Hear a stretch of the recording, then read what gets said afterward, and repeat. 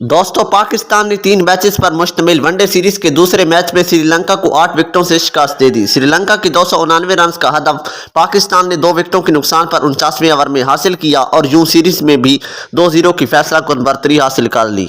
रावलपिंडी में खेले गए मैच में पाकिस्तान ने टॉस जीतकर श्रीलंका को बैटिंग करने की दावत दी। श्रीलंका की इब्तदाई 4 विकेटें 98 रन के स्कोर पर गिरी। 5वें विकेट पर समारा विक्रमा और जेनिथ लियांगे ने 61 रन जोड़े। विक्रमा 42 रन बनाकर आउट हुए। 6ठी विकेट पर लियांगे और मेंडिस ने 73 रन की शराकत से टीम को संभाला दिया।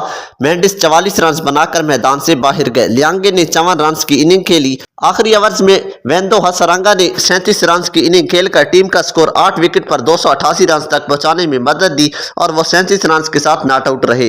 ग्रीन शर्ट्स की जानिब से इब्रार अहमद और हारिस रऊफ ने 3-3 विकेटें हासिल की। श्रीलंका के 299 रन के हदफ के ताक़ुब में पाकिस्तान की जानिब से मुस्तहकम आगाज किया गया और पहली विकेट पर फखर जमान और साइम अयूब ने 77 रन की पार्टनरशिप बनाई। साइम अयूब 33 रन बनाकर आउट हुए।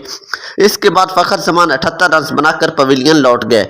बाबर आजम और मोहम्मद रिजवान ने जिम्मेदाराना इनिंग्स खेली और टीम को फतह से हमकिनार किया। दोनों की शानदार बैटिंग की बदौलत पाकिस्तान ने 49वें ओवर में 2 विकेटों के नुकसान पर हदफ हासिल कर लिया और जून सीरीज में भी 2-0 की फैसलाकुन बढ़तरी हासिल की।